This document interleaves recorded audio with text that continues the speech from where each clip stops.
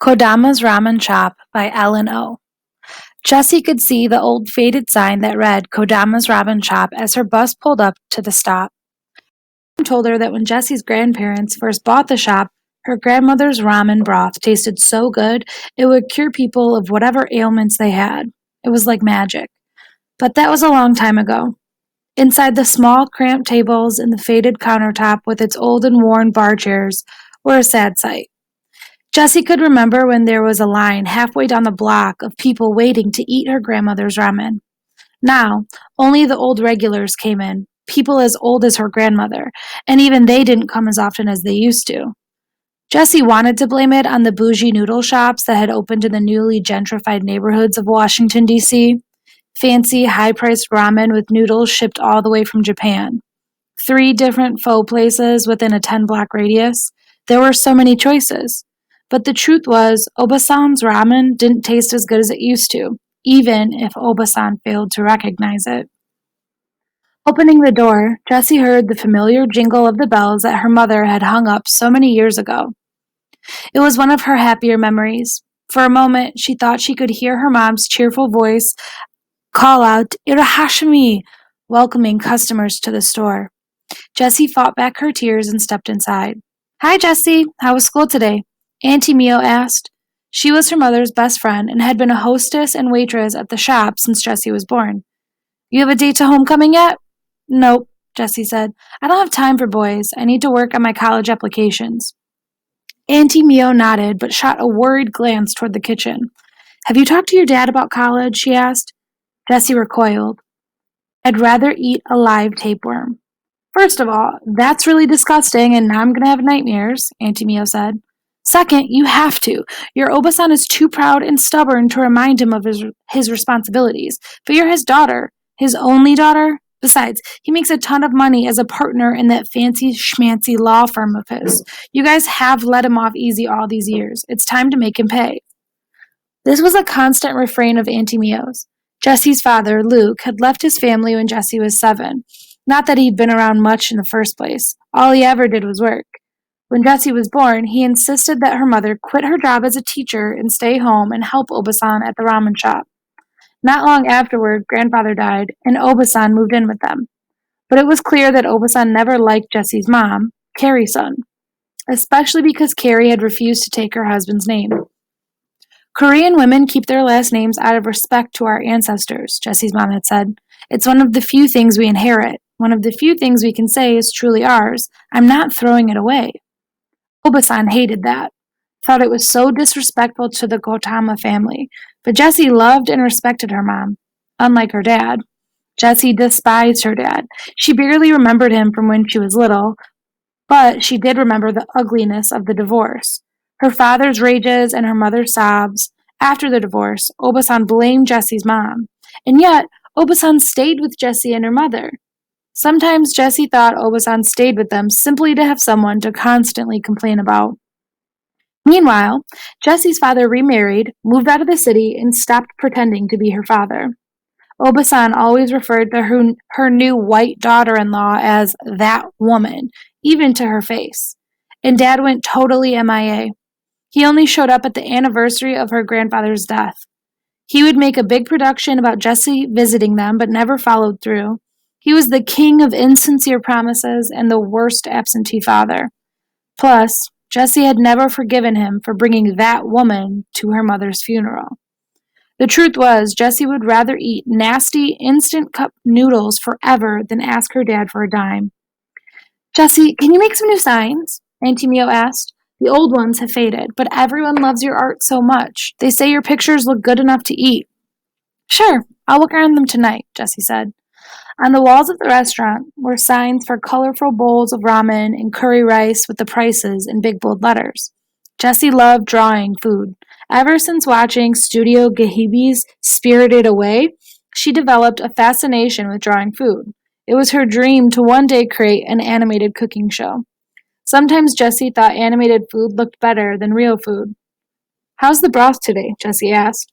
Mio shook her head. "Still too bland. That's why you only ever see old people here these days. If this keeps up, we're going to go out of business soon." Jessie looked with worry toward the kitchen. You have to tell your grandmother about the broth, Mio said. No way! Obasan won't listen to me. She'll say I'm just like Mom, Jessie said. She always thought Mom was trying to sabotage her precious broth. You should tell her. Mio rolled her eyes. As if your Obasan would ever listen to me. She doesn't even trust me to manage the store. But you practically do, Jessie replied. Without any of the authority, it's meaningless, Mio said. Look how she makes you drag your butt all the way here after school just to take care of things that I could be doing for her. She needs help. At least when Mom was alive, Obasan would let her do the paperwork and taxes. Now it keeps piling up. I'm worried she's going to miss something important. Your Obasan is the most stubborn human I've ever met. There's no changing her. Jessie sighed. Auntie Mio didn't even have to work. She did it to keep busy and because of loyalty to Jessie's family. Even Obasan, although Obasan made it hard at times. She was old school Asian, which also meant old school racist. Auntie Mio was half Japanese and half black. And although Mio spoke perfect Japanese, Obasan never let her forget that she wasn't 100% Japanese. Anytime Mio would try to offer suggestions about the food or menu or even the restaurant decor, Obasan would cut her off rudely, saying, What do you know? You're not true Japanese. Jessie once asked why Auntie Mio let Obasan talk to her so disrespectfully. Mio shrugged and said, She is who she is, old and set in her ways. But Jessie thought it was unacceptable that her grandmother was so racist. Auntie Mio heaved a big sigh. I'm going to have to quit. You say that all the time, Jessie replied. Yeah, but this time I'm going to do it. Auntie Mio took off her apron, grabbed her purse from under the cashier's booth, and walked out. Jessie wasn't worried. It was 3 o'clock, and the restaurant was closed until 5. She knew Auntie Mio would be back for the dinner shift. Jessie walked over to the kitchen where her grandmother was prepping vegetables and meat with Rosa, her cook. No, Rosa, you must slice the onions thinner. Yes, Mrs. Kodama, Rosa said. And the celery and carrots are uneven. You have to cut everything evenly or they won't cook right. How many times do I have to repeat myself? Jessie checked the vegetables. They were all cut exactly as her grandmother wanted, but as usual, her grandmother was looking for things to criticize. Hi, Obasan, Jessie quickly cut in. Jessie, good. I will check the inventory. Her grandmother didn't even glance up from stirring her broth. Jessie rolled her eyes, and Rosa gave her a wink. Rosa was hired 2 years ago, right after Mom was banned from the shop. Jessie remembered the last big fight between Mom and Obasan. As always, it was about ramen. Mom had made a delicious kimchi ramen that she wanted to add to the menu. She was always trying to add a Korean touch to the restaurant, but Obasan had been insulted. She accused Mom of ruining her broth with kimchi. Obasan hated Korean food, but she seemed to hate kimchi the most. Jessie's mom had to buy a small kimchi refrigerator and put it in the garage because Obasan wouldn't allow it in the kitchen. Jessie had never understood why she couldn't eat kimchi in her own house just because her Obasan didn't like the smell. The irony was that it was Jessie's mom's house as part of the divorce settlement, yet Grandma had chosen to live with them and not her own son. Jessie had once asked her mom why her grandmother hated her so much. Her mom had hugged her and told her it wasn't true. Obasan doesn't hate me, she said. She's just biased against Koreans. It's a cultural thing. She was raised to believe that being Japanese was superior to being anything else, and she had hoped your dad would marry a Japanese woman. She doesn't hate me. She's disappointed. That's all. Well, I think she's wrong. Koreans are the best, and I'm proud to have you as my mom. Me too, baby, her mom had said. I'm so proud to be your mom. Jessie tried not to think too hard about the situation to keep from getting angry. Dad was married to that woman, Tiffany Huntington, and raising their kids, Chase and Bradley. But Obasan preferred to live with Asians. She looked down on them white people who made her feel uncomfortable. Every day except Tuesdays, when the restaurant was closed, Jessie would come after school to work at the ramen shop. Business had gotten so slow, most of the waitstaff had quit. Auntie Mio and Rosa were the only ones left, and Jessie was afraid that Obasan would drive them away. When Obasan went into the storage room, Jessie started chatting with Rosa. Auntie Mio said the broth is still bland, Jessie told Rosa with a sigh. Rosa's cheerful face turned serious. I tried to tell your grandma, but she don't listen to me. She shrugged. What can I do? She thinks everything I do is too salty and too much. She doesn't get that her taste buds have changed. Jessie bit her lip. I'm worried. How are Pilar and Gabriel doing? Jessie asked. Rosa beamed. They're doing great. Ever since you started tutoring Gabriel in math, he's been so much happier at school. I'm so grateful to you. Jessie smiled. They're awesome, she said. I'm happy to help any time. What are we going to do when you go away to college? Rosa sighed. They'll miss you so much. Jessie was quiet. I don't know if I can go away, she replied. I might have to wait a bit. Oh no, Jessie, you have to go. Rosa grabbed Jessie. I know you love your grandma and feel responsible for her, but you have to think of your future. This ramen shop is not your future. You always said you wanted to be an animator for Disney. Then that's what you should do. Before Jessie could respond, Obasan returned. What are you doing? Get back to work. No time to fool around. Yes, Mrs. Kodama, Rosa said as she went back to her chopping. Come, Jessie, Obasan said. I need you to go to the bank. Why don't you let Auntie Mio go to the bank for you? Jessie asked for what seemed like the 100th time. She lives right around the corner from it.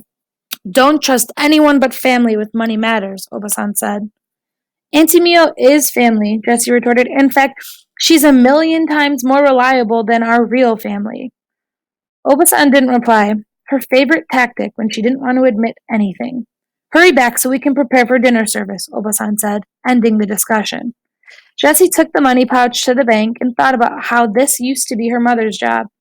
Jessie's heart ached from missing her mom.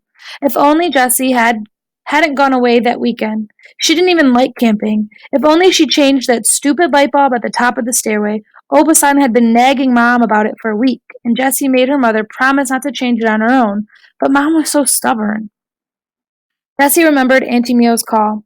They'd found Carrie at the bottom of the stairs. By the time Jessie rushed to the hospital, her mother was already gone. She never got to say goodbye, to tell her mother how much she loved her. Sometimes the guilt was almost too much to bear. But the worst part was the overwhelming sense of loss. Jessie had lost the most precious person in the world. It was why Jessie was afraid to go away to college. What if something happened to Obasan while she was away? Then she would truly be alone. That night, an elderly couple showed up for early service. Hi, Mr. and Mrs. Tanaka, Jessie smiled affectionately at them. They'd been regulars since before she was born. They came several times a week because Mrs. Takanka hated to cook and Mr. Tanaka loved Obasan's grilled mackerel. Jessie, how are college applications going? Mr. Tanaka asked. Are you ready to apply to Cal Arts? It's got such a great animation program. Our grandson loves it there. I don't think so. It's too far from home, Jessie replied wistfully. That's right, dear, Mrs. Tanaka said. You should apply to RISD. That's at least on the same coast as us. She'd like California a whole lot better, Mr. Tanaka said. And she could meet Brian, and he could show her around and maybe go on some dates. Matchmaking again, Mr. Tanaka, Auntie Mio said as she passed by on her way from clearing off the table. She's a young lady now. She needs to spread her wings, not be stuck in this ramen shop forever, Mr. Tanaka said. Hush, don't let Obasan hear you, Auntie Mio said. Mrs. Tanaka grabbed Jessie's free hand and held it tightly. Jessie, dear, you look so much like your beautiful mother. She was always singing and laughing. Such a joyous presence. How I miss her. Tears sprang into Jessie's eyes. I miss her too. She'd be so proud of you. Jessie wiped her eyes and smiled. So what can I get you tonight? The usual salmon onigiri appetizer, grilled mackerel, and curry rice? Mrs. Tanaka nodded. Yes, but extra takun, please. Jessie called in their order and watched as Obasan made 2 salmon onigiri, hot rice filled with salmon stuffing and wrapped with seaweed. Jessie put extra slices of the pickled yellow radish on the plates and brought them to the table. Onigiri appetizer, extra takun, she said. Thank you, dear, Mrs. Tanaka said. Mr. Tanaka rubbed his hands together before taking a big bite of his onigiri. Onigiri never changes, always has the original taste.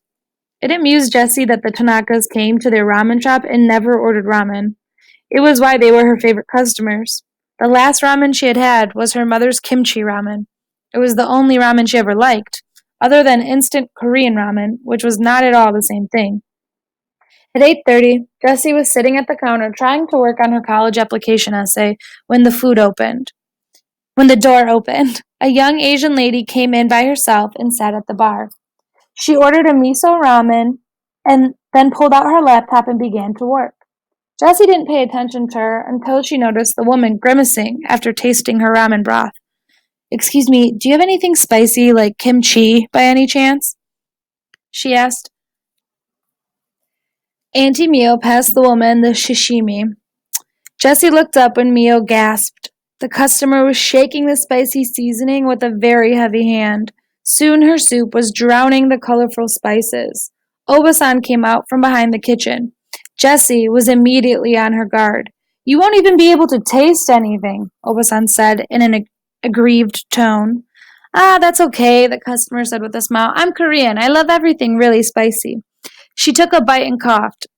Delicious. Crazy Korean, Obasan muttered in Japanese under her breath. No taste, no class. Jessie gritted her teeth. That was what Obasan used to say about Mom.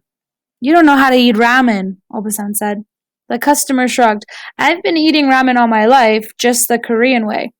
Instant ramen is not real ramen, Obasan retorted. Yeah, I hear that a lot, the customer replied. And that's okay. That's why I'm here tonight.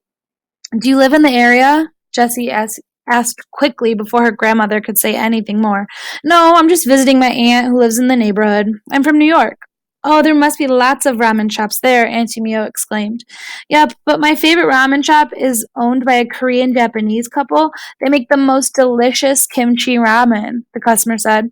I love it because it reminds me of my favorite instant ramen, but it has that amazing broth that's been cooking for hours. My mom used to make one, Jessie said. It was the only ramen I ever liked. Kimchi does not go with ramen, Obasan said emphatically. The customer laughed. I think 99% of Koreans would disagree with you. Obasan harumphed and walked back into the kitchen. Don't mind her, Jessie said. She hates kimchi. In fact, she banned my mom from working here after she tried to put a kimchi ramen on the menu. Something tells me I'd like your mom, the customer smiled. Is kimchi ramen your favorite? Yeah, but I never get to eat it anymore, Jessie said sadly. My mom died 2 years ago. Oh, I'm so sorry. I can't imagine how hard that must be for you, the customer said. She put down her chopsticks and gazed sympathetically at Jessie.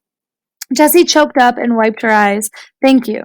I miss her more and more every day. It's so hard. I try to hold on to memories of her, but it feels like she keeps slipping away from me. They sat silently together. After a few minutes, Jessie cleared her throat.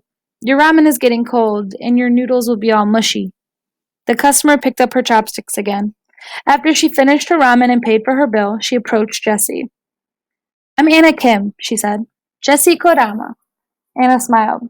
So did your mom make Korean food? Oh, yes. All the time. She loved to cook all kinds of recipes, but my favorites are kimbap and bimbap. Oh my gosh, mine too, Anna gushed. And my favorite thing is to put kimchi in both. Really? Anna nodded enthusiastically. When you roll your rice, meat, and vegetables in the kim, I like to squeeze the juice out of the kimchi and roll it all tight. Why squeeze the juice?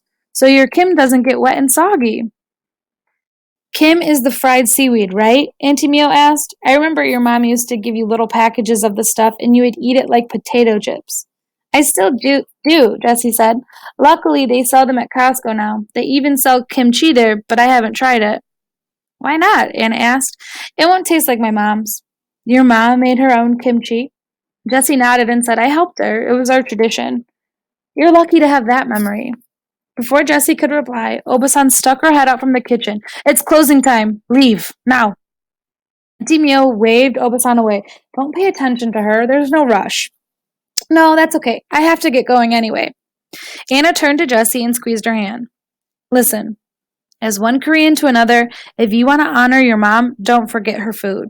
Make her favorite dishes and eat lots of rice and kimchi.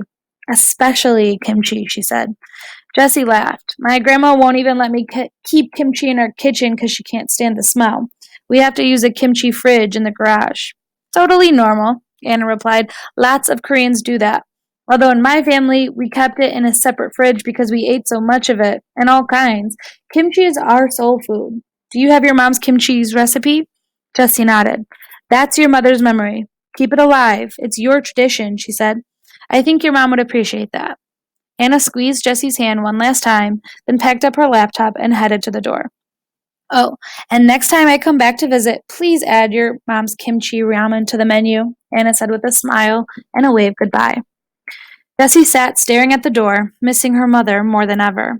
Finally, that crazy woman left. We can close up now, Obasan said. Jessie's temper flared hot. Don't call her crazy. She was really nice, and I liked her. Obasan sniffed. Well, I don't like her. I hope she doesn't come back. Why? Jessie yelled. Because she's like my mom? Obasan went quiet and returned to the kitchen, ignoring Jessie as usual.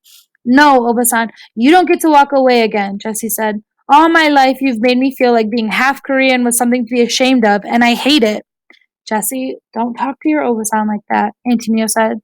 Why not? Why shouldn't I tell her how I really feel about all the ways she's hurt me and my mother? She's old. That's not an excuse, Jessie said. Being old doesn't make it right to treat people badly. You've been working at this restaurant for nearly 20 years. She should have made you the manager when Mom died, but she didn't, and we know why. Because she's racist. Because she doesn't see you as a real Japanese. You go too far, Jessie, Auntie Mio said.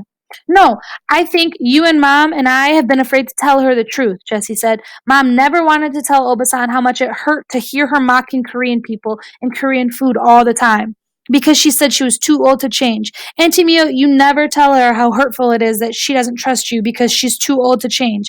And I've never told her how ashamed I am of her for disrespecting my mom and my favorite auntie for not being 100% Japanese. I've never told her how sad she makes me.